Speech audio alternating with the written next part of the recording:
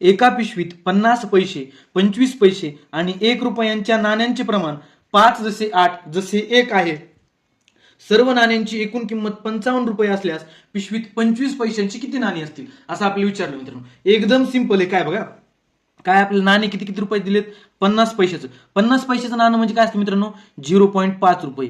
पुन्हा 25 पैशाचं नाणं म्हणजे 0.25 रुपये असतं आणि 1 रुपयाचं नाणं म्हणजे 1 रुपये. आता यांचं प्रमाण किती दिले मित्रांनो आपल्याला? 5 जसे 8 जसे 1 दिले.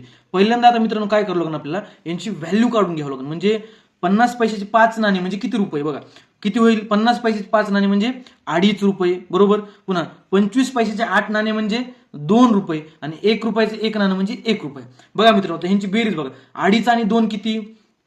4.5 आणि 1 म्हणजे 5.5. यांची बेरीज किती झाली मित्रांनो? 5.5 रुपये. पण मित्रांनो गणितात आपल्याला किती दिली? ऍक्च्युअल 55 रुपये दिली. म्हणजे 5.5 ची व्हॅल्यू दिली 55 रुपये. आपल्याला काढायची कोणाची? 25 पैशाची. मित्रांनो 25 पैशाचं प्रमाण किती आहे इथं? 8 आहे. आपल्याला 8 ची व्हॅल्यू काढायची. बघा आता 8 ची व्हॅल्यू आपल्याला काढायची. बघा 5.5 ला कितीनं गुणल्यावर 55 येतात? 5.5 ला जर मी 10 न गुणलं तर 55 येतात. मग आपल्याला इथं पण 10 न गुणावं लागेल. 8 10 80 म्हणजे 25 पैशाची 80 नाणी आहेत. धन्यवाद.